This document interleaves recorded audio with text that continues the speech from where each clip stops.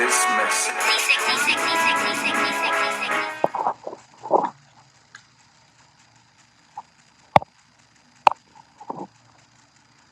Assalamu alaikum, family.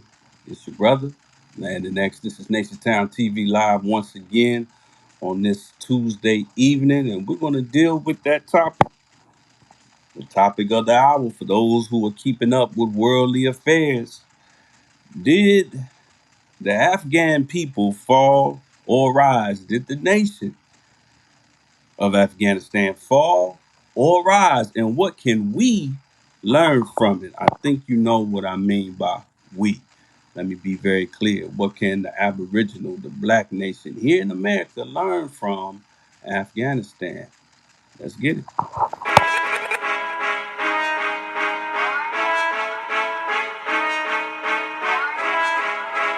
I was told to deliver this message.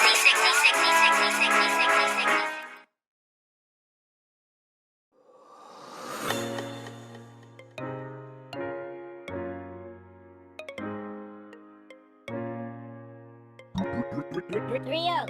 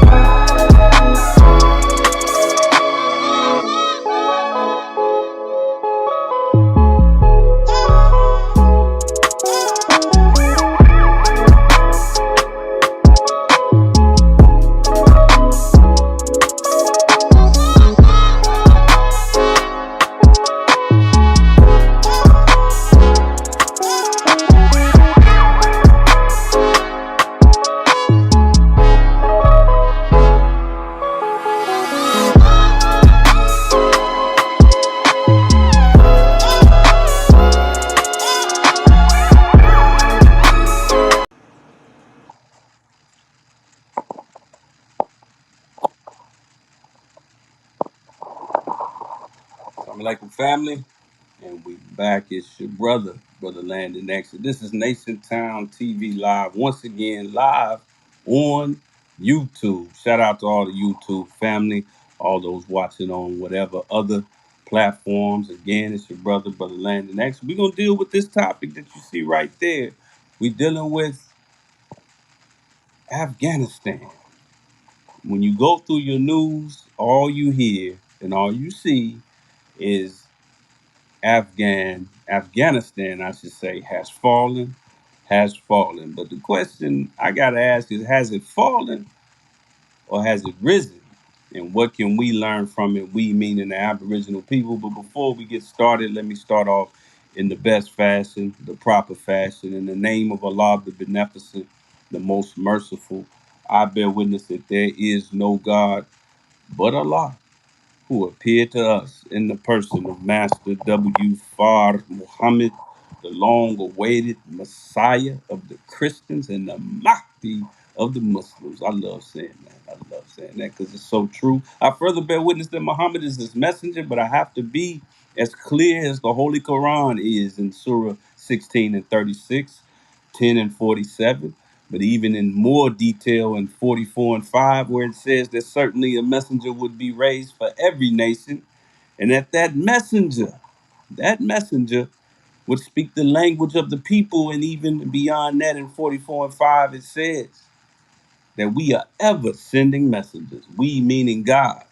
Why did they use that personal pronoun? Something to think about. But we are ever sending messengers, and the messenger for this nation in this time, for this hour, of requital in which we now live, I'm speaking of none other than the most honorable Elijah Muhammad, the great preacher of freedom, justice, and equality.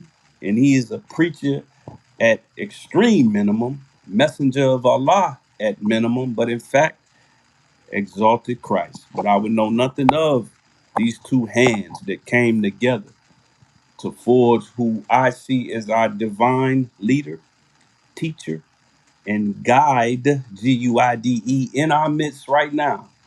I'm speaking of none other than the Honorable Minister Louis Farrakhan, because, like I said, I would know nothing of those great men and their works of building people, first and foremost.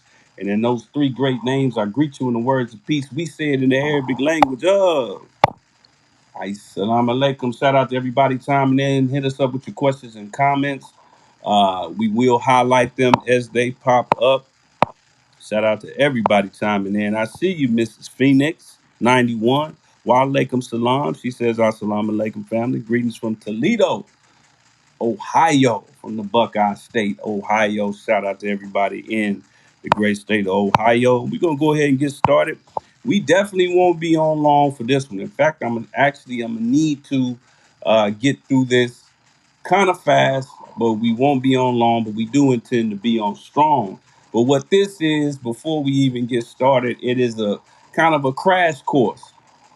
You could call it, I guess, an explaining situation, an explanation for those of you who are wondering what's actually going on in Afghanistan. What we're going to do is swim through the propaganda, but look through this entire situation through the lens of the teachings of the most honorable Elijah Muhammad and the guidance of the honorable Minister Louis Farrakhan. It's so imperative that those of us who follow these men, those of us who even admire these men and what they've given to the Aboriginal people of this world, as far as knowledge, wisdom, and understanding, it's always important that we look through that lens.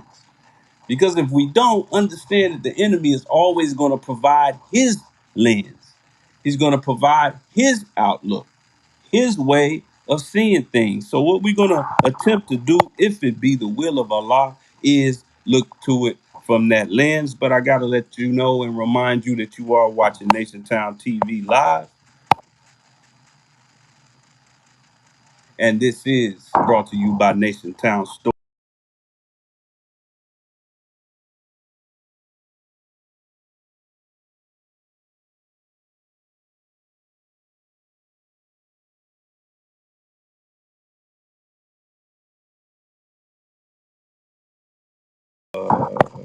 Okay, we back on.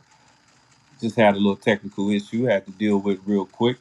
Just wanted to point that out, that we are brought to you by NationTownStore.com. Also, keep in mind to all the NationTownStore.com family, we thank you for your support. But keep in mind that Monday through Friday, from this point and until further notice, every week and every weekday, we're going to have the deal of the day. You will see this coupon code uh, on our Facebook page, our Instagram page at NationTown TV. So be on the lookout for this. Today's coupon code is 817 FARD, 817 FARD. Now, what's the coupon for? I don't know. You got to find out. Go ahead and go to nationtownstore.com. You can get as much as 50% off You could get, buy one, get one free. It all changes by the day. We don't believe in a mystery God and we don't believe in a mystery anything, but there's a little bit of mystery for you. Go to NationTownStore.com and see what your deal of the day is. All right, family. So let's get right to it. Again, shout out to everybody chiming in. What we're going to do is expose. And then when I say expose, I mean that in the literal meaning of exposed, meaning that we're going to take a closer and deeper look at this situation in Afghanistan. Like I said, we will not be on long, but we do intend to be on strong. Shout out to everybody chiming in. I see you, 99 Al Fali Wakain, wa alaikum salam indeed. All praises due to Allah. It says peace to the gods. Absolutely. Absolutely, dear brother. Peace to the gods and the earth. Shout out to our 5% of family as well. Well, let's get down to it because this issue is not new, and for some of you who are like probably under the age of 30 that may be watching this, it might seem like that America has been involved, the United States has been involved in some sense in the affairs of Afghanistan probably all your life because the situation came to a boiling point, of course, after 9/11. And there was a supposed war in Afghanistan that made absolutely zero sense, considering the fact that the main target after 9/11 was allegedly Osama bin Laden, who who was not only not in Afghanistan, but he is not from Afghanistan. He's originally from Yemen.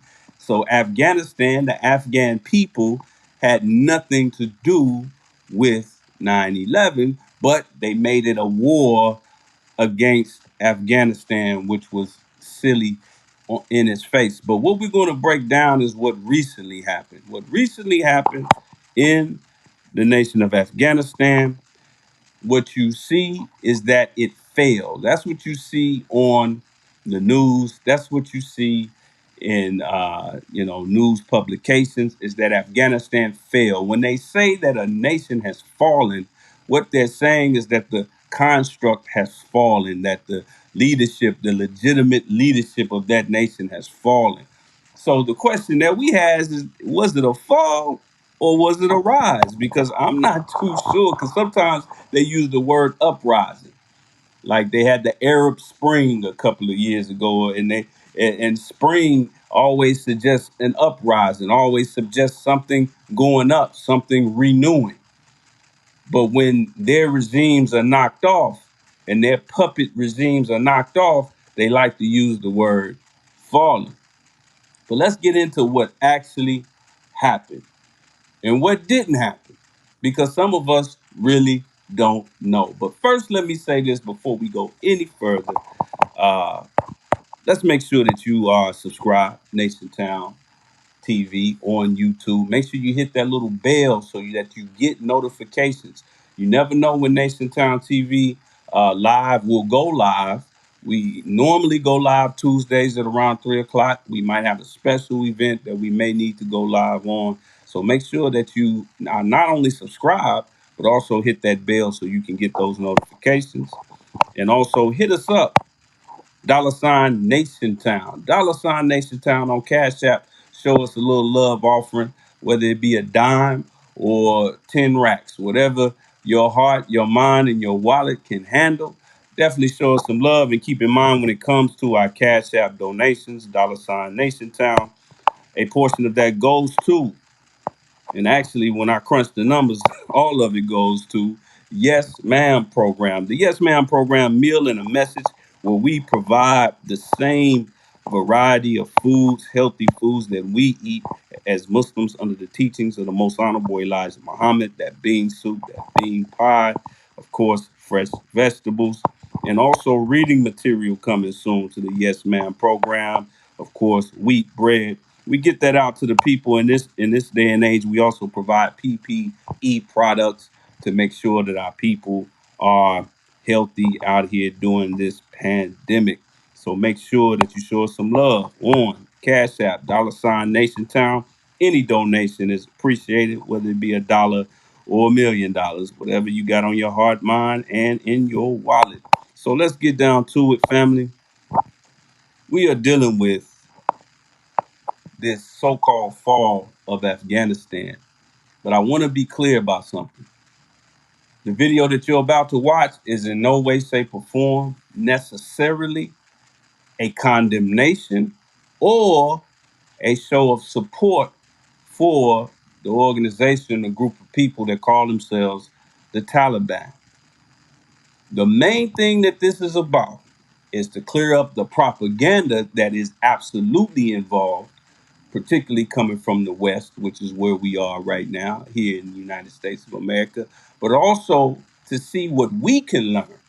Listen, man, if you're black, aboriginal, if you're interested in things like reparations, if you're interested in things like us having our own nation, our own land, our own piece of this earth, away from the tyranny of our enemy, if you are about black salvation, black freedom, whatever the case, however you want to put it, then you have to be interested in international affairs. In fact, you can't think of a great student of the teachings of the Most Honorable Elijah Muhammad that was not 100% adept and aware of international affairs. Listen to Malcolm X.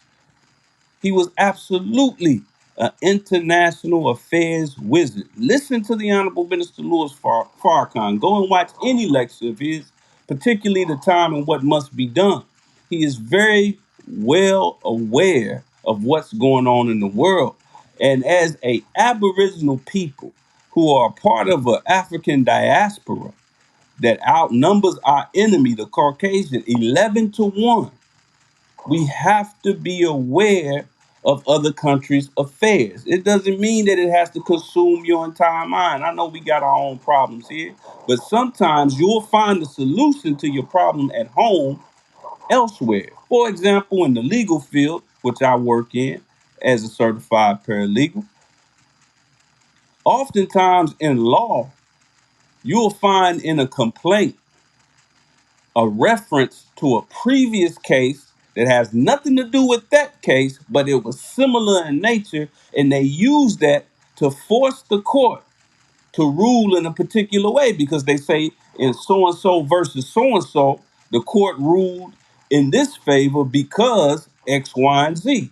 And they were going for the same thing. So, as a court, you can't rule this way on us when you already ruled that way on them. So, it always behooves a group of people, whether you're in court, whether you're a nation of people, or whatever the case may be, to understand what's going on around the world. Because even if you say, well, they ain't got nothing to do with me, guess what? It's going to have everything to do with you soon. It's going to come back and touch you in some kind of way. Even that specific incident, the domino effect of this is going to send some of your cousins, some of your brothers, some of your uncles, and even aunties over there to some strange land to fight other darker people of this earth. So that actual case will affect you.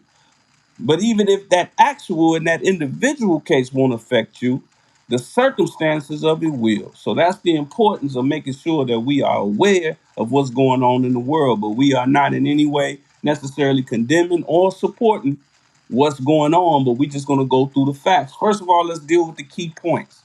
I think it's important to go through these key points. Some of you, like I always say, the Nation Town family, y'all smart, man. Y'all way smarter than me. So I know y'all keep up with the times, but we aim this information at those who may not know a thing, who just happen to stumble on this video in between Nicki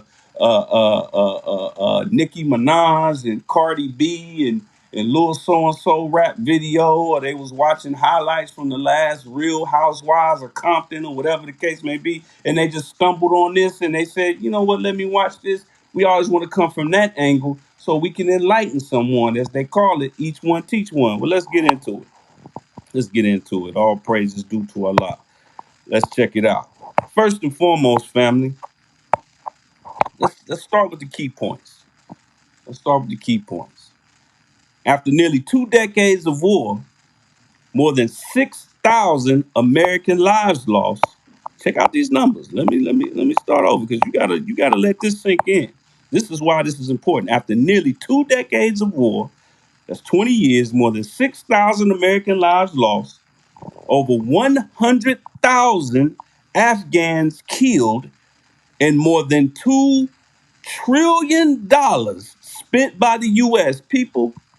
2 trillion. I saw one meme that said about $300 million a day. Whew. The speed of the Taliban takeover of Afghanistan has shocked the world. Be careful with these words. What these key points that I'm giving you are not nation towns directly. This is based on research that we did on different platforms, different news networks. But we're gonna get through some of these code words, some of these dog whistles that they're using. So don't take every word at face value because I don't like that part right there. Taliban takeover. We're going to touch on that in a minute. Also, U.S. defense officials reportedly expected Afghanistan's capital, Kabul, to fall in 90 days, but it actually took less than 10 days. Moving along. Last but not least, among the key causes, watch this, among the key causes, analysts say, are intelligence failures, a more powerful Taliban, corruption, money, cultural differences, and willpower. I'm going to say that again, cultural differences and willpower. Now, a lot of the information that I'm going to give you comes from my direct research from analysts with boots on the ground in Afghanistan, as well as United States military officials. So we got receipts on this. We won't be on long, but we do intend to be on strong Nation Town style so you don't miss. Shout out to everybody chiming in. I see you. All praises due to Allah. Brother 99 Owl says you're a very good researcher, my brother. Man, all praises due to Allah. Listen, in the Nation of Islam, the first thing we learn is student enrollment. We're going to come back to that word, student. But also we learn actual facts. In fact, we are taught, if you open up the Supreme Wisdom Lessons, the actual book, a 40-page book that's absolutely supreme wisdom, because every sentence in it, almost every word, you can write volumes on. But before we get to Lost Found Muslim lesson number 1 or number 2, before we get to the problem book, before we get to English lesson number C1, before we get to any of that, we are taught actual facts. Now you might look at those actual facts and look at the square mileage of the earth, 196,940,000 square miles, the land 57,255,000 square miles, so forth and so on. And you say, okay, we just trying to figure out how big the world is. No, it's giving the reader and the studier, which is our first assignment, an appreciation for actual facts. So I feel obligated, dear brother. I thank you for that compliment, but I feel obligated that if I'm gonna wear this star and crescent on me, and I'm gonna wear this nation, and then I got the national at the top left of the screen, I feel obligated to make sure that I do some kind of research before I jump on here and just give him. I'm gonna drop my little bit of my opinion, but I'm gonna let you know when it's my opinion. But I gotta do the actual facts. But let's move further. Pay attention to where it said cultural differences. Let me go back to that real quick because that's a key point. Cultural differences at the very bottom and willpower. Now, translating this propaganda, because what you're looking at is propaganda. Now, these are facts. I told you what I disagree with. I disagree with them saying Taliban takeover. But in kind of translating this for the intelligent Aboriginal man and woman, the key point is cultural differences and willpower, and you're going to see what I mean in a minute. Because the basic fact of the matter, family, is that once we get through all of this, regardless of what you already thought about this issue of Afghanistan so-called falling or rising, no matter what your opinion is right now, or what you think, or what your estimation is, the bottom line is going to come down to this. our unity, in anybody's unity. I don't mean to, call an audible on the messenger's words, but the messenger was focused on us.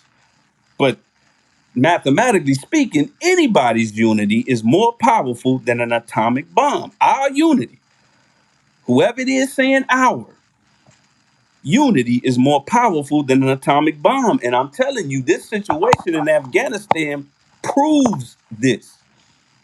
And I actually put this image together, and I specifically chose this image of the most honorable Elijah Muhammad having a Georgia boy powwow with a brother you might recognize on the other side of that couch, Dr. Martin Luther King, may Allah be pleased.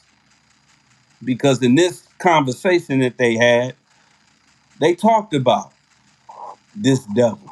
The messenger talked about how a snake is a snake, whether it's a garden snake or a python.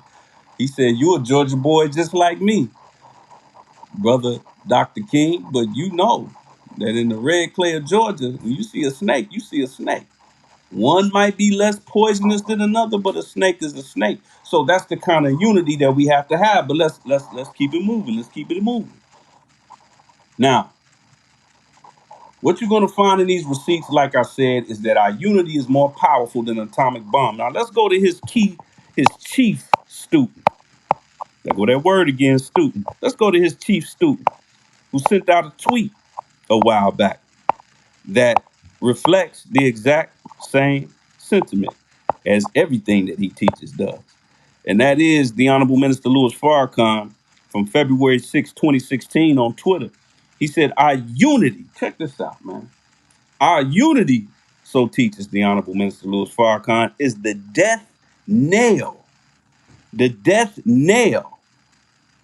of white supremacy and those who have a vested interest in white supremacy." Please pay attention to these words. Our unity is the death knell of white supremacy and those who have a vested interest in white supremacy. You may or may not be familiar with that terminology, death knell.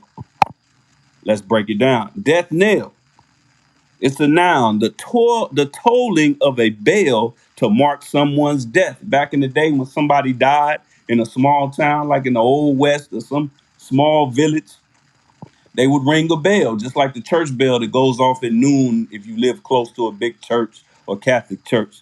But they would ring the bell whenever someone would die. So that's where the phrase comes from, death knell. But it's used to refer to the imminent destruction or failure of something. Failure. What did they say? Every time you go to the news, they tell you that Afghanistan has fallen. Did Afghanistan fall, or did the crooks who had occupied Afghanistan fallen? That's the question. But used to refer to the imminent destruction or failure of something. For example, the chaos may sound the death knell for the peace plan. Let's keep it moving. Let's keep it moving. Now, it's important to really, as I always say, y'all hear me say it 1,000 times, and I'm gonna go back to the supreme wisdom lessons is given to us by Master W. Fard Muhammad. It teaches us that when we were driving the Caucasian into the hills and cave sides of Europe, we took everything from him but the language. So the language was the first thing that the Caucasian went to work on. Before they began to deceive us, before they began to occupy us, before they gentrified us, before they oppressed us, before they raped us, before they murdered us, before they enslaved us, they took the language and started to play with it. And the baby that was made in that rape was the English language. That baby is the bastardized product of them raping the language in the caves and hillsides of Europe. So it's so important, especially when you're dealing with the English language, to get into that language and know what you're dealing with. And I say that to say this. Some of you may already know this, but we got to break down the real meaning of this word, Taliban, that you've been seeing. Now, before we get into Taliban, what you're looking at right now is the colloquial definition. Every time you look up a definition in Webster's dictionary, which is where this is from, or any basic dictionary, you're always going to find that the first paragraph is the first definition is always the most colloquial, meaning the most common understanding, but not necessarily the real root of the word. And as you can see, it says a fundamentalist Islamic militia in Afghanistan. Wrong. But that is the colloquial belief. There's also a colloquial misunderstanding that the Taliban and Al Qaeda are one and the same. They are absolutely not. In fact, in many cases, if you study the history of Al Qaeda and Taliban, that's almost like saying Bloods and Crips are the same. Now, let's keep it real. In South Central Los Angeles and wherever you have Bloods and Crips, those who participate in these street organizations, they come from the same neighborhoods. Their mamas probably go to the same church. They baby mamas send their babies to the same schools. You know, they went to the same schools. They go to the same corner store to get their blunt wraps and they 40 ounces and all of that. They probably went to the same shady white man to get the guns, their black market guns that they drop off from trains in cities like Chicago and Los Angeles. Yeah, so it's a lot of similarities, but they're not quite. If you go to LA and say, man, I heard Bloods and Crips are all the same. I heard 8 Trays and 60s are all the same. You know, you might get stole on. And it's the same if you go to Kabul and say, you know what, y'all the same as Al Qaeda, right? Not quite. And let's look at the actual definition of Taliban, the actual root of it. This is the watered down bootleg definition. Let's get into the actual etymology, the history and etymology of Taliban. Just like the black man got to go into his history to find out who he is, you got to do the same thing with the English language when it comes to words. History and etymology of Taliban: Pashto and Persian Taliban, plural of talib, which means student or seeker, from Arabic, student. Now think about that. Those of us who grew up in the 9/11 and was around the 9/11 era and in the 90s as well, because a lot of people don't know, if you under the age of 30, you don't know that there was actually a World Trade Center bombing in New York in the early 90s too. And that's when I first started hearing that word Taliban and Al Qaeda and Osama bin Laden. But Al Qaeda, that word is an Arabic word that means foundation. Just the foundation of something that's strong that you can build on top of. Taliban means student, one or more. It's the plural of talib, which is student. But when you watch Fox News the last 20, 30 years, when you watch any news channel last 20, they will have you thinking that Taliban means cut your head off. That Al Qaeda means blow up your house. But look at the actual meanings of them: foundation, student, foundation, student. So that's the first piece of propaganda that we gonna blow up. But all praises due to Allah. Shout out to everybody chiming in. We see you. All praises due to Allah. Hit us up with your questions and comments, and we will, if time permits and if it be the will of Allah, we will post them up on the screen for the people to see. Let's keep it moving, family. Let's keep it moving. Like I said, we do intend to bust up this propaganda so that you have a clear understanding of not only what's going down in Afghanistan, but how it relates to you. I love how the minister always, in one lecture, he basically cussed out the believers.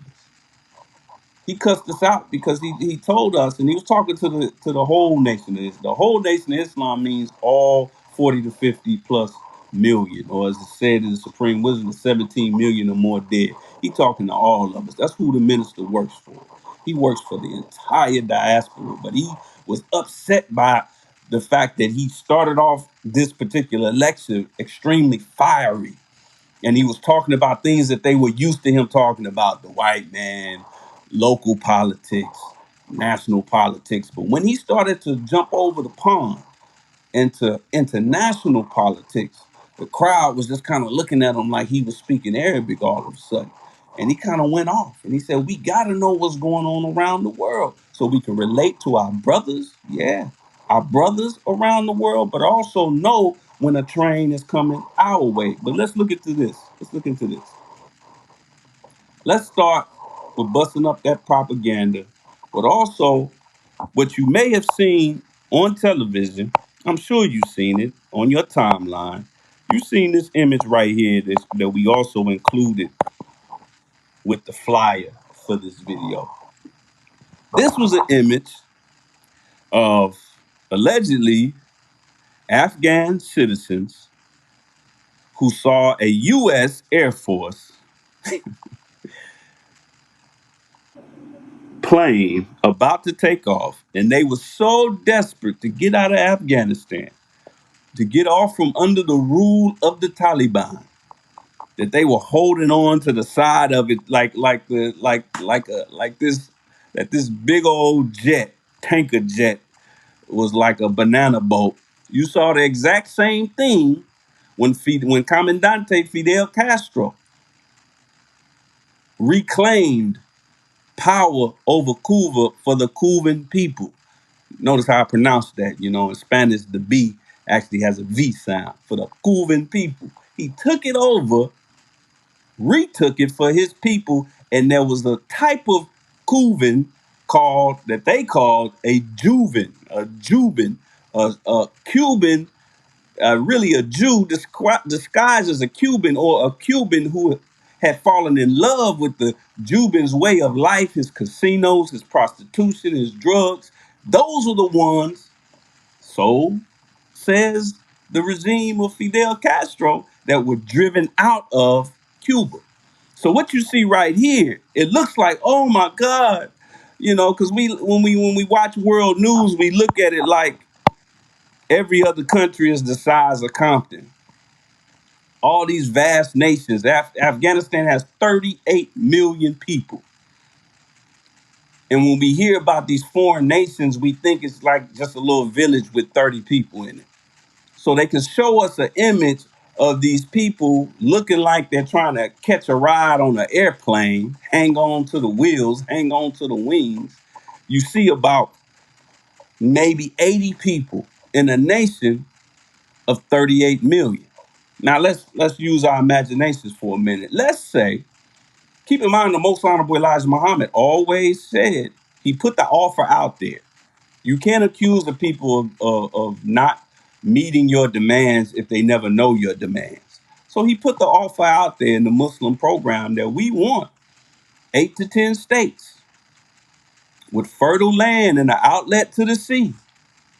Let's say America, the United States of America, let's say your boy Sleepy Joe called up the Honorable Minister Louis Farrakhan and said, you know what, I've been listening to you, Minister, and we're going to go ahead and give the Nation of Islam the state of California.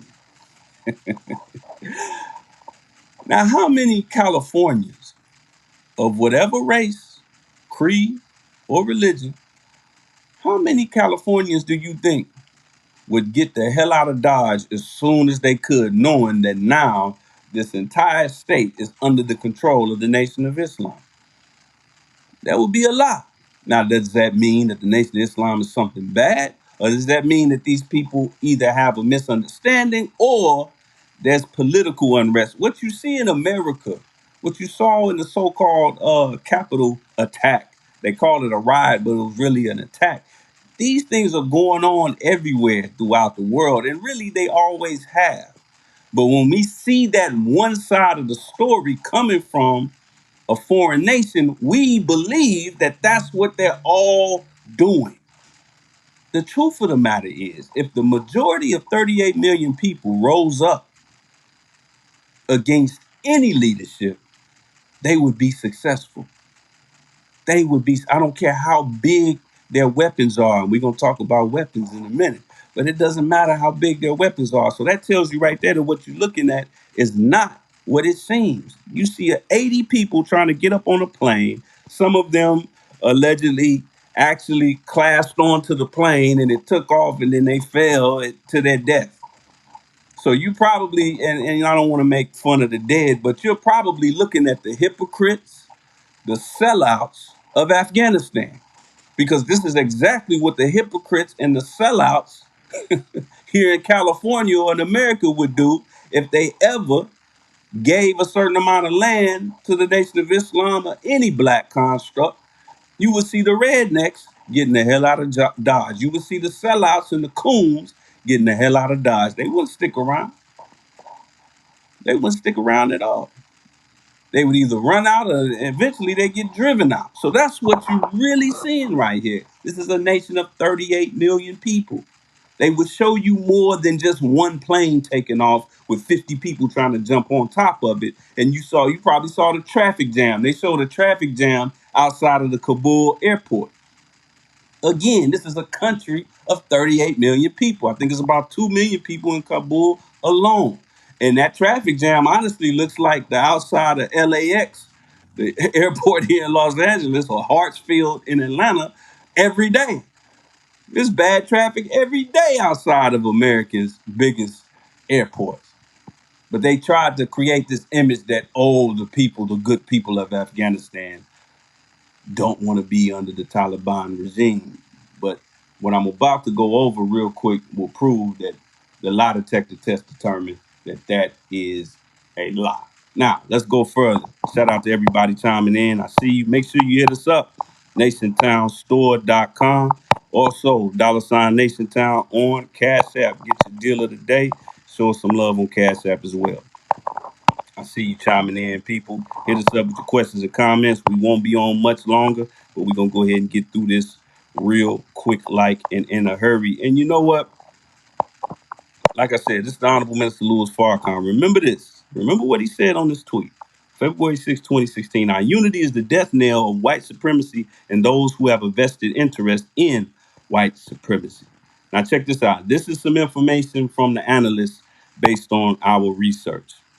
They said, and when they began making, they meaning the Taliban, when they began making headway in cities, many Afghan forces, these are the forces that were propped up, these are Afghan people that were given military duties by America in their puppet regime, essentially sellouts, who decided to be a part of this puppet government that America had set up, that the West had set up.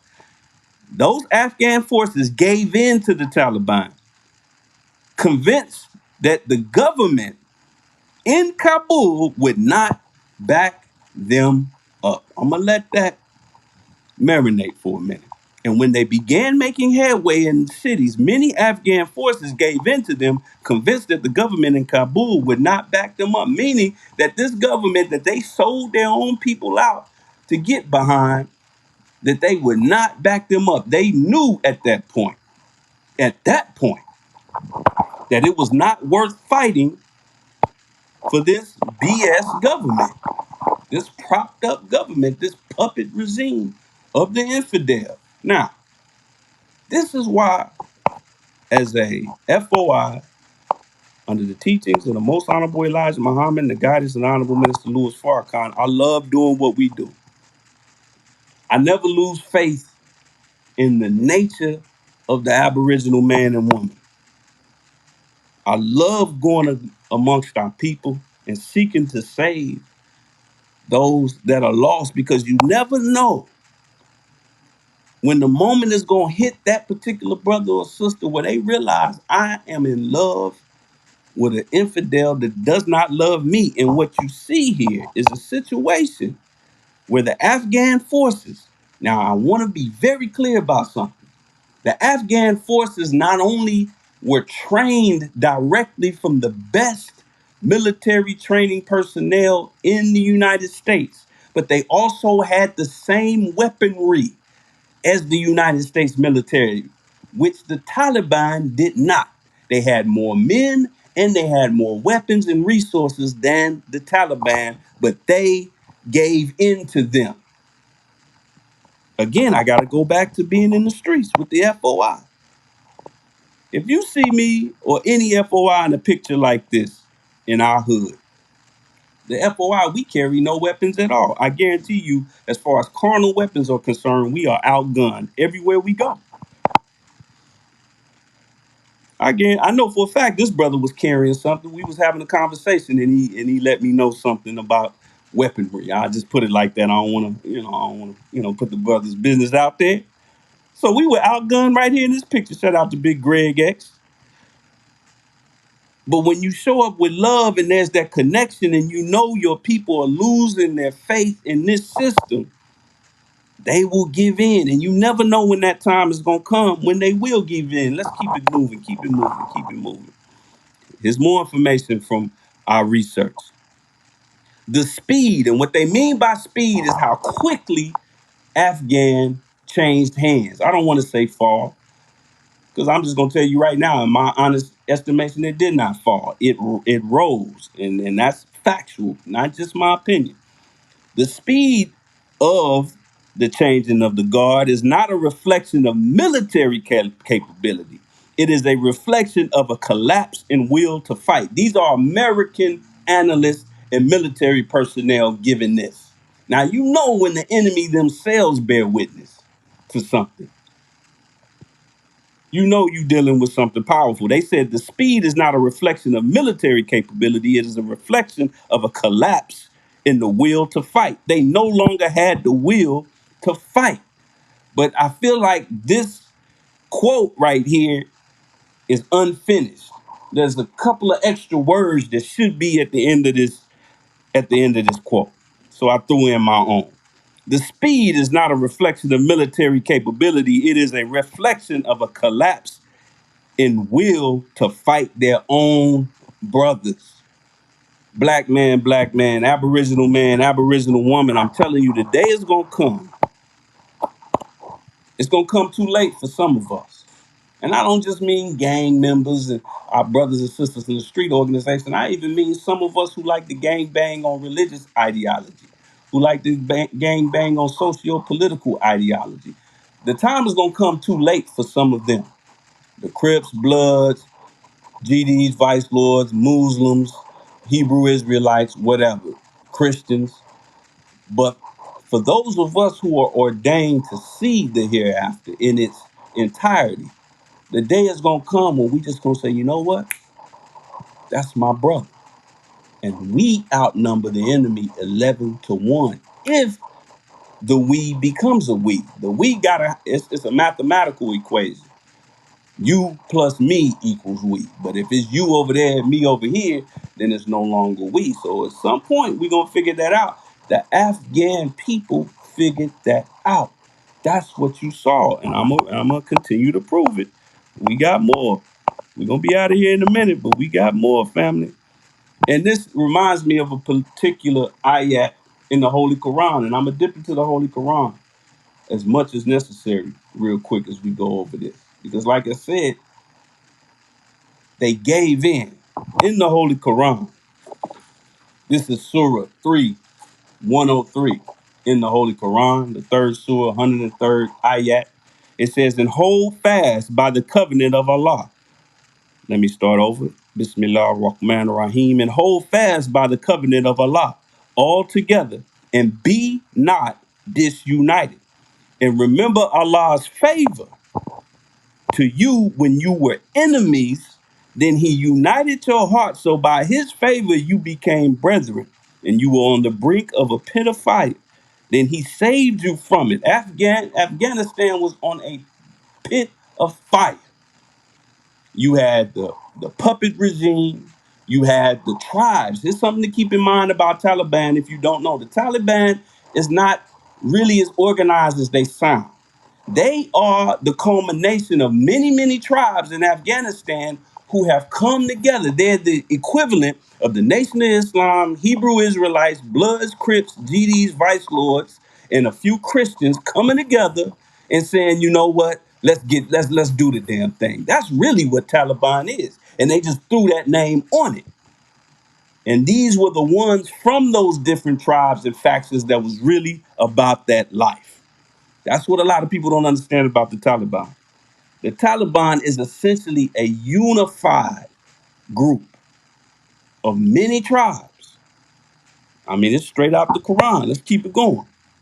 Now, here's another analyst quote. It says, once the signal was sent, which was the signal that the Taliban wasn't playing, contagion dynamics thus took over, and the collapse snowballed with increasing speed.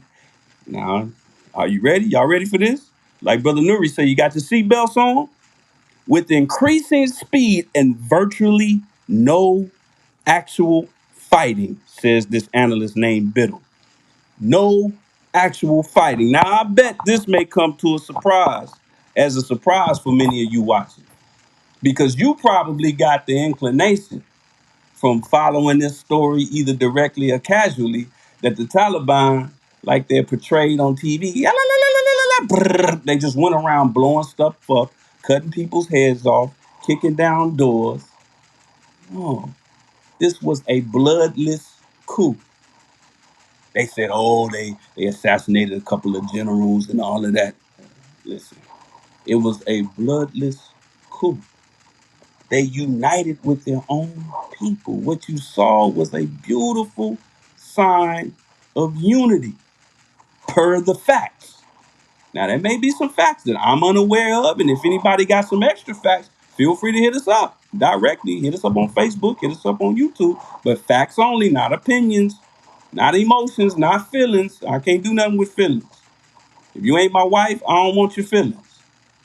Sometimes I don't want to be bothered with her feelings, but that's another story for another day. But hey, listen, these are facts. I'm gonna read that again. No actual fighting. In fact, I gotta really let me bring out the Nation Town arrow for that one. Virtually no actual fighting. And this reminded me of a beautiful quote from the Most Honorable Elijah Muhammad, which the Honorable Minister Louis Farrakhan also tweeted. And it goes as follows: our unity will win the battle. This is the Most Honorable Elijah Muhammad from the 19, I believe this quote is from the 1960s, man. Listen to the messenger of Allah. He said, our unity will win the battle. Not one of us will have to raise a sword. Not one gun would we need to fire. The great cannon that will be fired is our unity. Our unity is the best. Why are you afraid to unite? The most honorable Elijah Muhammad. Now, Prophet Muhammad, peace be upon him, in one of his reliable hadiths said that the door of salvation will rise and be found in the west. He also said that the sun will rise in the west. That didn't mean literally. And the most honorable Elijah Muhammad, in Message to the Black Man, said that he is the door. And he wasn't even talking about that hadith. He just said that I am your door. Message to the black man. But apparently, when you look at the travels of the Honorable Minister Louis Farrakhan, that's somebody listening to him other than the black man in America. You got the Grand Ayatollah, some people pronounce it Ayatollah, but the Grand Ayatollah of Iran talking about the wheel and that the Mahdi will return on a spaceship. Look it up, Google it. The Grand Ayatollah of Iran. And now you got the Afghan people overthrowing the United States puppet regime with nothing but unity. Let's keep it going. Let's keep it going, family. Like I said, we pulling out of the teachings and the Quran, which is one and the same. Here's another analyst fact. In April, I love this one. In April, your man, Sleepy Joe, ordered the Pentagon to withdraw U.S. troops from Afghanistan by September 11th. A decision he said was made in lockstep with NATO coalition forces. On Monday, the president defended his decision to leave the country. This is the president, he's talking about the president in his, pulling out forces, defended his decision to leave the country, but check this out. And he placed the blame squarely on the Afghan national government. Now, to my brothers and sisters that are watching in the Nation Town family, what does that remind you of?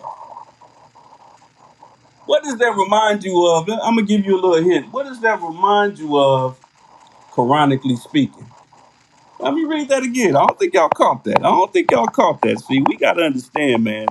This ain't all about just quoteology. And if we read these books right, we study these teachings right, then it will superimpose the whole world that you know in front of you, and you can walk this path just a little bit cleaner if you just but understood. In April, Biden ordered the Pentagon to withdraw U.S. troops from Afghanistan by September 11th, a decision he said was made in lockstep with NATO. On Monday, the president defended his decision to leave the country and placed the blame squarely on the Afghan national government. Let's go back to the Holy Quran, Surah 14, Ayat Deuce 22. And it says, and the devil will say, when the matter is decided, surely Allah promised you a promise of truth, and I promised you, then I failed you, and I had no authority over you except that I called you and you obeyed me. So blame me not, but blame yourselves. This is the devil talking. I cannot come to your help, nor can you come to my help. I deny your associating me with Allah before. Surely for the unjust is painful chastisement. I'm gonna put these two together so you can see scripture and the prophecy therein, right there in front of you. Let me read that again. Read those blue words at the bottom. He placed the blame squarely on the Afghan national government. Then the Quran says, and I had no authority over you, except that I called you and you obeyed me. So blame me not, but blame your damn self. This is the devil talking yesterday. This is the devil talking today. Good God Almighty. Allahu Akbar. Allahu Akbar. Shout out to everybody chiming in. I see you. All praises due to Allah. I see you, Sister Tawana. All praises due to Allah. All praises due to Allah. All praises due to Allah. Let's keep it going, family. I just love to see our teachings jump out of the page, jump out of the supreme wisdom lessons, jump out of the Quran, jump out of and just land right on the soil that we live on, that we live in today. Let's also look at this quote from the most honorable Elijah Muhammad, because this is very important as well. Very important. The messenger says, the old serpent, devil, and Satan, the old beast, is the dragon which deceiveth the whole world of the poor, ignorant, darkened nations, and has caused them to fall off their mount of prosperity, success, and independence by accepting advice, guidance, and empty promises which he, the serpent like Caucasian devil, never intended to fulfill. The most honorable Elijah Muhammad. This is that classic illustration from the Muhammad Speaks newspaper from Eugene Majid, showing that serpent and his tail wrapped all over the earth, touching every continent, damn near every body of water. Right there. Right there. Man, all praises due to Allah. Shout out to everybody chiming in. I see you. Brother Patrick Muhammad, wa alaikum salam.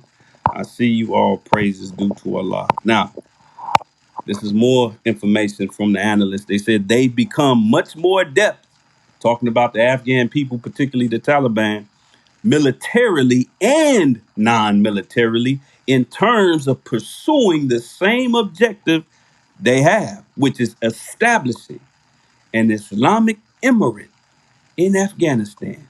She told CNBC's Squawk Box Europe on Monday. And to translate that, family, what she's basically saying is that the Taliban realized that the weaponry, which they got from America way back in the 80s and 90s when they was going head up with the Soviet Union, that was provided by America. See, they provide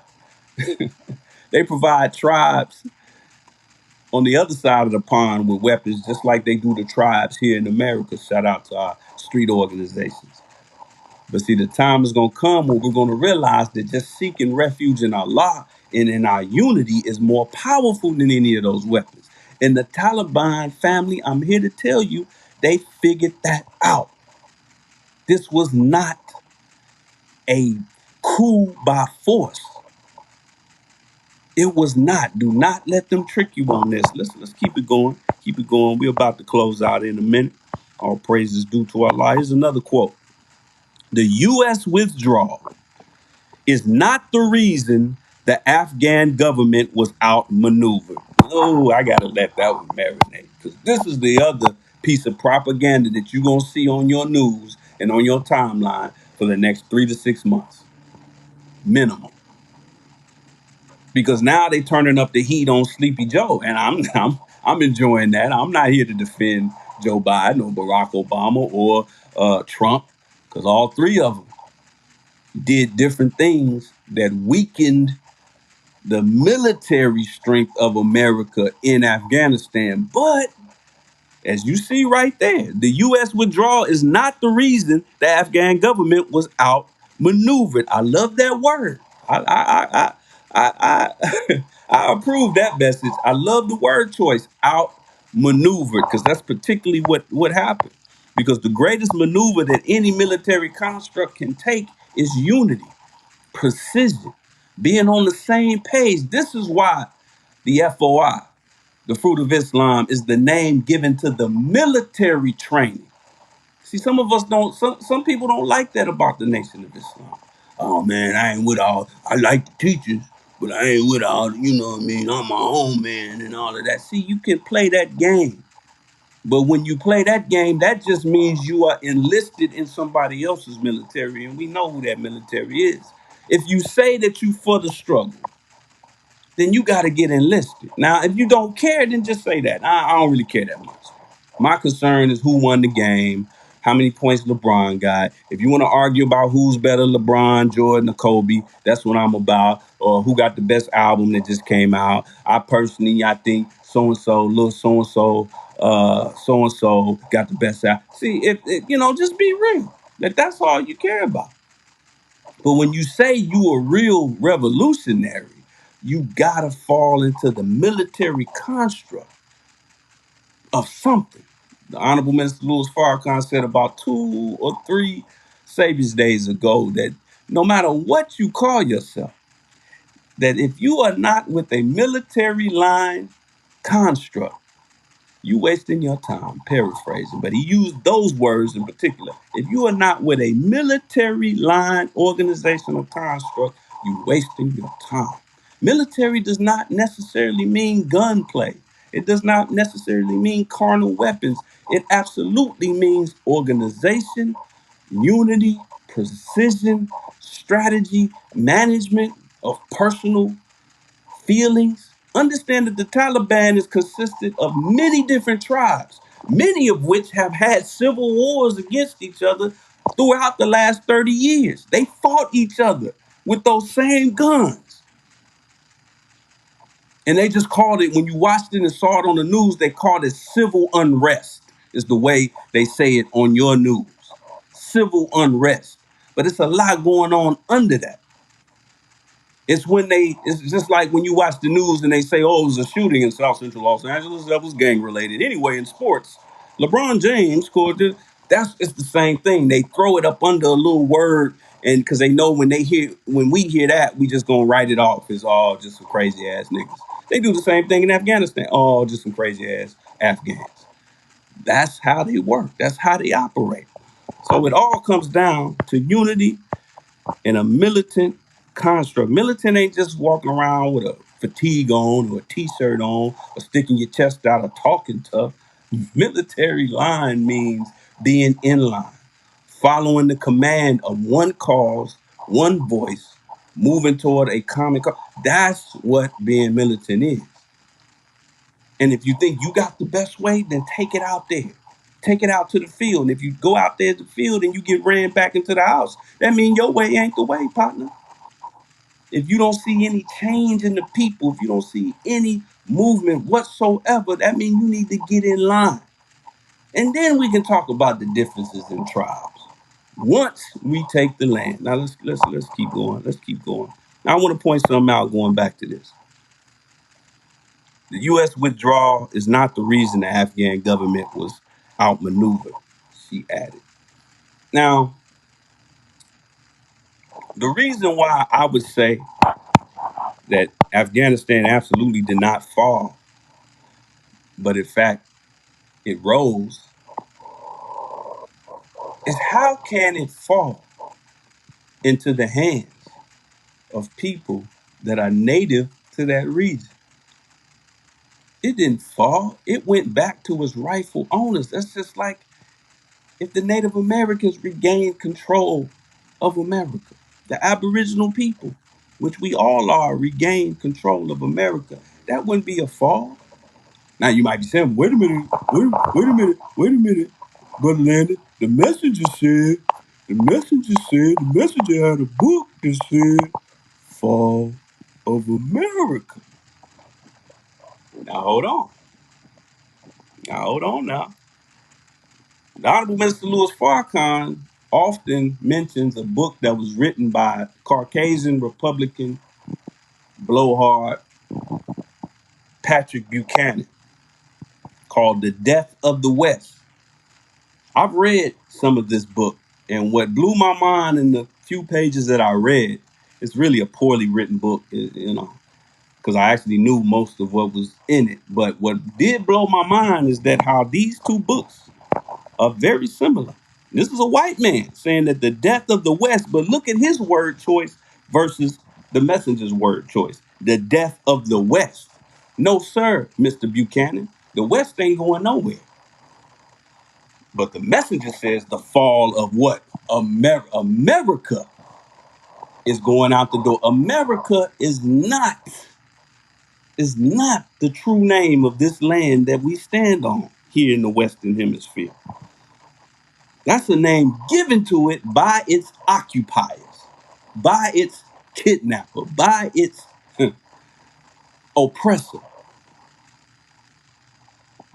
So again, Afghanistan did not fall. It went back to its original owner. It did not fall. Afghanistan was the name of this region before this puppet regime popped up. So therefore, it did not fall. But America can fall because that was a time where there was no such thing called America.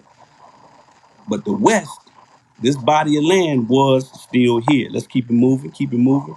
Here's some more analyst quotes. It says, Fonterose said the Taliban surrounded the capital of Kabul. Pay attention. And they cut off supply lines that government forces needed and have grown in numbers while developing new strategies. Now, I had to point out supply lines. Now, they probably went about this with a little bit of force, with a little bit of strategy. But do you know that the black man and the black woman here in America, we can cut off the supply lines of our enemy? We sitting around talking about defund the police. You have the opportunity to defund the police every day. You don't need to sit back waiting on the law. What am I talking about? What am I talking about? Pay attention, man. Observe these operations of these Afghan brothers. They were successful. What am I talking about? How do we cut off our enemy supply line? Keep your money in your pocket. We are the supply line of the United States, the black man. We are the number one consumer on earth. The number one consumer on earth. If I was a merchant, a mercantile man, as they call Prophet Muhammad, peace be upon him, if I was a merchant in Kabul right now, and I had a big old sign that said, uh, get your Afghan regime, American Afghan puppet regime t-shirts. Get your Afghan puppet regime t-shirts. And I had t-shirts of Joe Biden on it. I had t-shirts of Barack Obama on it. And I was trying to sell it to the people of Afghanistan. How many shirts you think I would sell? If I told you that I was selling any product from the United, if I had made in the USA, come and get your US made products. Come and get them. While they're hot, how many of those do you think I would sell right now in Afghanistan? It probably wouldn't end well for me. I'll just leave it at that. And the best case scenario would be that I would have to go home that day without selling a thing. That's the best case scenario. Worst case scenario, may Allah be pleased. because they would absolutely not have any parts of me selling something that directly contributes to the infidel that they have overthrown and want to continue to overthrow. So that's where that supply lines thing hit different for me, because that's proving that they learned a different way of fighting. Because I'm going to tell you, carnal weaponry wise, they could not have in any way, shape, or form went blow for blow with the Afghan forces, especially if America would have sent in troops. So that tells you right there, we're not dealing with a arms race. For my brothers and sisters who think all you gotta do go get you a gun. Hell, if that was the case, black people wouldn't have no problems in America right now. Show me a ghetto where black folks don't have guns. I'll wait. Like the scriptures say, a renewing of the mind. A renewing of the mind changes all of that to the point where you hardly even need the gun. When you look at the, let me go back to this. Pay attention to the top part of this flyer. They are sitting in the presidential office that they have overtaken. This ain't no photo op like the Capitol attack earlier this year. This is real. They really cleared this thing out. There's only one brother sitting there with a gun. Only one. And the brother on the right, he got an iPhone, taking selfies and pictures. Now I'm sure they all own a weapon. They don't have any rules against not carrying weapons, but they hardly needed them. You don't see no bullet holes in the wall. That's because they took a different route and they were successful in that route. Closing out, family. Those supply lines. But check this out. The Taliban also lets ground commanders, these are local leaders, like gang lieutenants or shot callers, as we call them. The Taliban also let ground commanders make decisions and brings people into captured territories to provide small scale, is these are the words they use, small scale social services. So they won the hearts and minds of the people by providing them with food and the necessary things that they need. That's why you see the Nation of Islam with programs like the Yes Man program. Show us some love, Cash App, NationTown TV, $ NationTown. That's why you see the self-improvement community development centers. That's why you see the food drives. Our beloved Western Regional Student Minister Abdul Malik Saeed Muhammad, huh? The Upfest, the United in Peace organization, New World Academy. Shout out to Brother Captain William Muhammad, Brother First Officer James A. Muhammad. That's why you see us doing these things. See, it's more than one way to skin a devil or a cat. There's more than one way. Cut off the supply lines. When the people know they can rely on their own for the things they need, that'll change their heart, because that's the impediment of most of our people. We think that if the white man disappears tomorrow, we will starve to death. Some of y'all walking around with Wakanda t-shirts on, Malcolm X t-shirts on. Some of you even walking around with bow ties on, headpieces, fringes on your shirt, army fatigues, berets, acting so militant, but deep down inside, you think if this white man disappeared tomorrow, you would starve to death. And the Taliban figured that out, that some of the people, many of the people in Afghanistan felt that way as well. And the Most Honorable Elijah Muhammad and the Honorable Minister Louis Farrakhan teaches that you just can't take something away from our brothers and sisters and then not fill that void. You got to fill the void that you're telling them to walk away from. That's what they did. Small scale social services. And then they said that has allowed the group to outmaneuver Afghan and foreign forces in terms of effectively appealing, co opting, or coercing, I don't like that word, the local population into supporting or not opposing them, she added.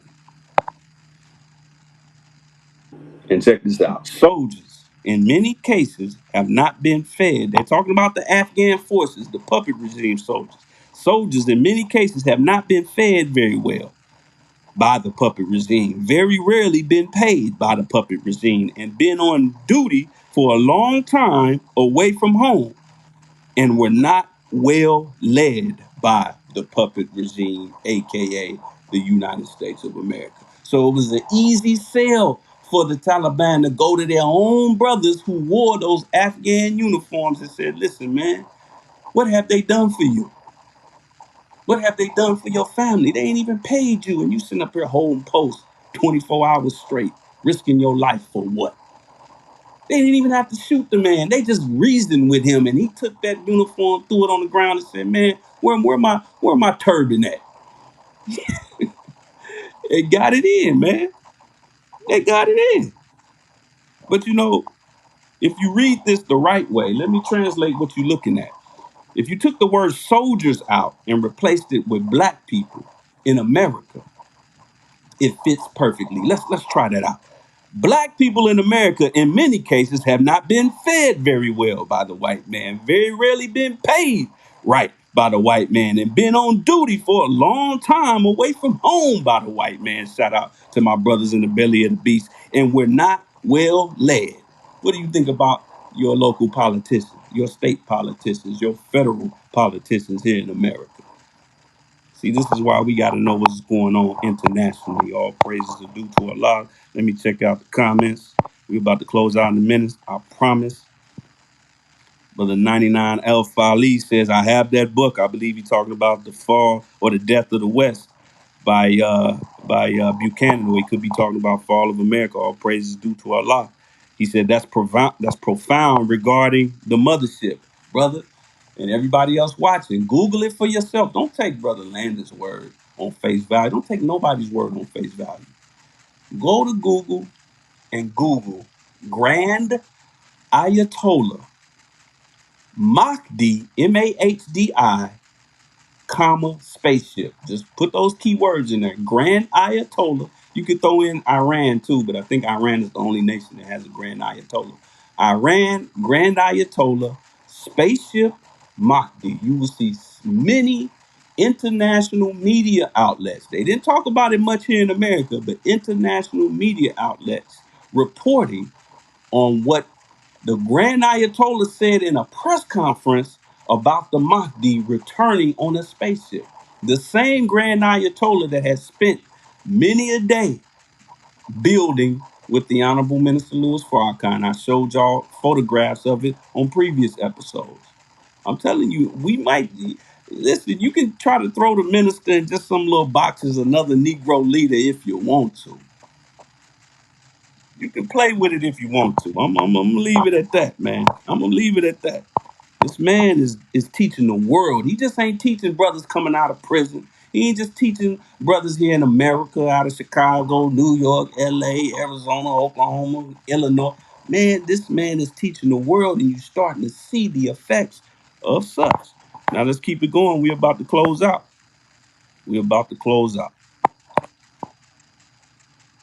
As I've been saying this entire episode, Afghanistan is a country of numerous tribes, languages, ethnicities, and religious sects. And Washington and his NATO allies were attempting to turn it into a unified democracy premised on largely Western values. That's where they went wrong. This proves with actual facts in modern world events that just having weaponry is not the answer to salvation or success. Like I always tell you, even the American government, when you see boots on the ground, when you see tanks, fighter jets, and American soldiers, United States soldiers in foreign lands, that means they already won the propaganda war. They already won the mind war. The guns and the tanks and the jets is the cleanup crew. Trust me on this. Please trust me on this. In fact, don't trust me. Trust the most honorable Elijah Muhammad. Trust Almighty God Allah, who appeared in the person of Master, Father Muhammad. Let's go back to the Holy Quran, speaking of which. O mankind, surely we have created you from a male and a female, and made you tribes and families that you may know each other. We are made into tribes not to bang on each other, but so we can know each other, man. Oh, you from that set. Okay, I know how y'all get down. Okay, cool. Well, y'all can handle this. Y'all can handle that department. We'll handle that department. That's the mentality we have to have here in America. Surely the noblest of you with Allah is the most dutiful of you. Surely Allah is knowing, aware. And before I get out of here, let's go back to the true meaning of Taliban, student. The most honorable, actually the Honorable Minister Louis Farrakhan made a decision in the Nation of Islam. I believe it was the early 2000s, could have been the late 90s if I'm not mistaken. He made a decision that a lot of believers, well, I won't say a lot, but some believers even had a problem with. And those of you who maybe sympathizers, as I was for a long time since I was a teenager, and you watched the nation from afar, you probably noticed between the late 90s and the early 2000s, you stopped seeing things like minister so and so out of so and so city or out of mosque so and so. You started to see a little word pop up before that name, a qualifying word name are called student. You started seeing student minister so and so, student captain so and so. The minister made a decision that it was appropriate for every believer and laborer in the Nation of Islam to be known as a student. Student minister Abdul Malik Saeed Muhammad. Even brother, student brother Landon X. Lieutenant Landon X. Student assistant minister, whatever you want to call it. He put that student. So really, the real Taliban, and let me be careful with my words, but the real Taliban in its purest meaning is right here in the West. Students. Students. The student upholds and assists his teacher.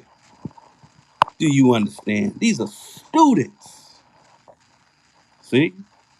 We have to be students. We have to be students. We must first be brothers, but then we got to turn into students. See? Once we turn into students, that'll clear up so much confusion, so much enmity, so much disunity or lack thereof. We have to be students. Shout out to everybody chiming in. I see you. Brother 99 Al said, Master Far Muhammad is the Mahdi. That part.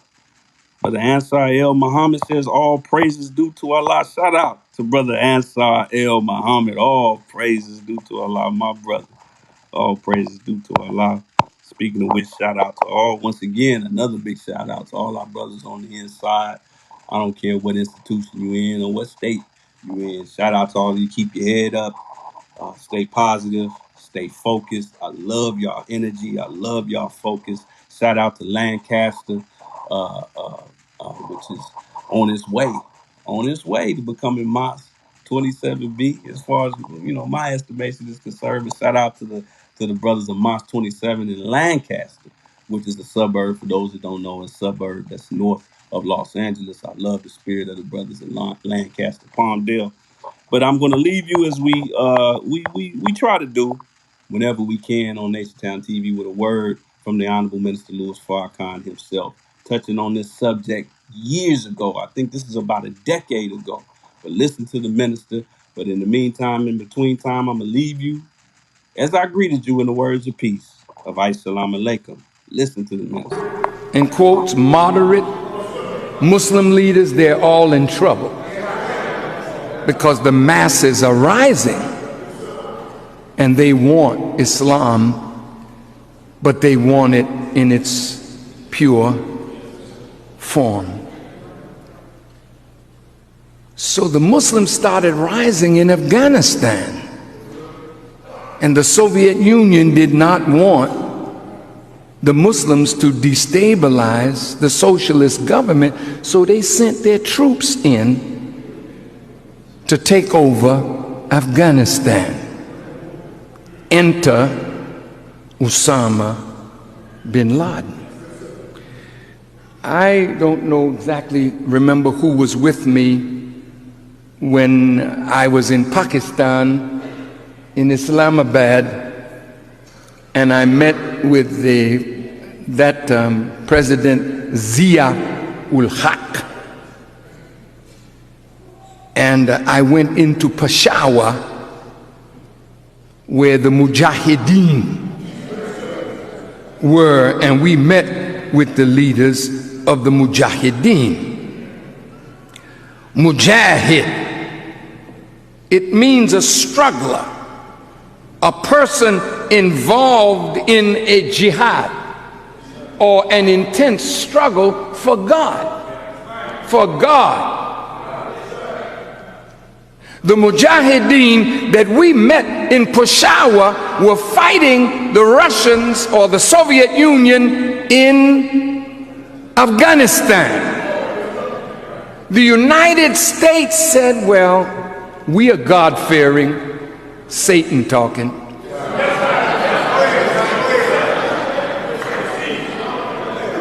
And you Muslims are God-fearing, and the Soviet Union is godless.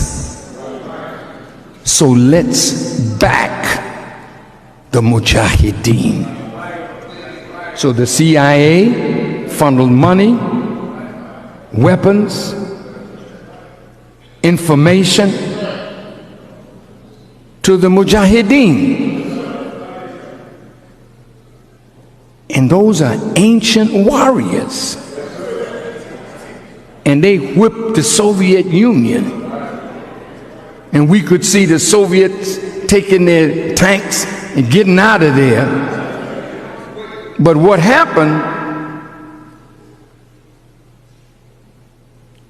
America promised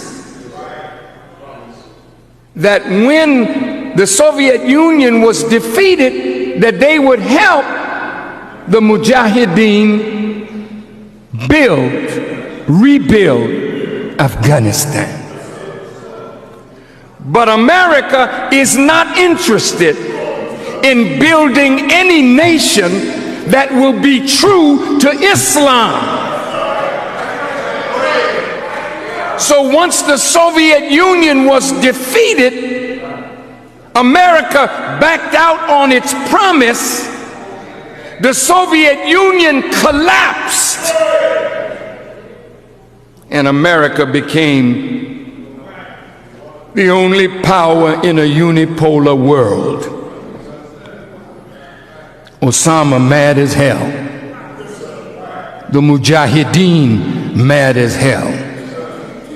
So a civil war broke out in Afghanistan between the warlords who control the poppy,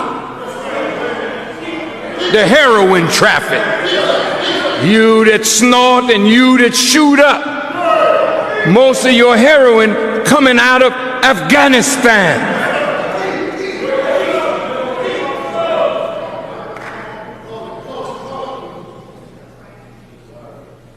So the Taliban arose in a civil war, and they win and conquer Afghanistan, cut off the poppy. Now, let me tell you,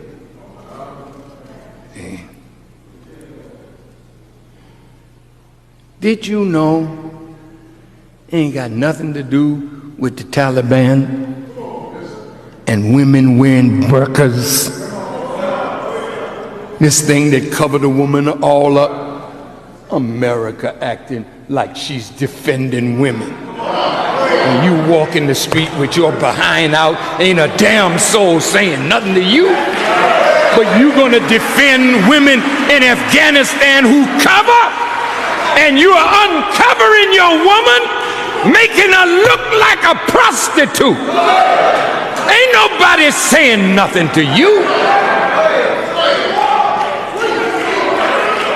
He's not a defender of the modesty of women.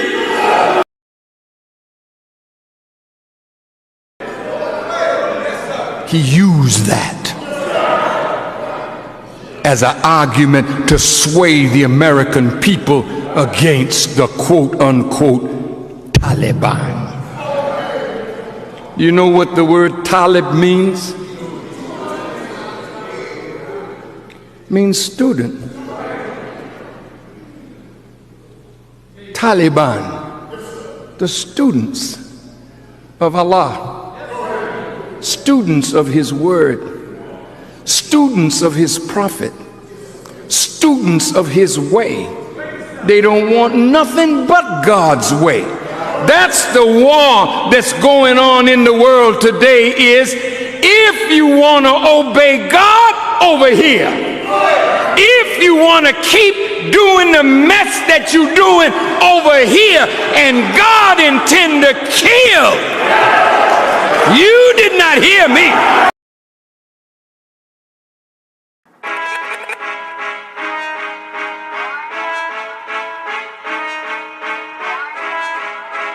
I was told to deliver this message.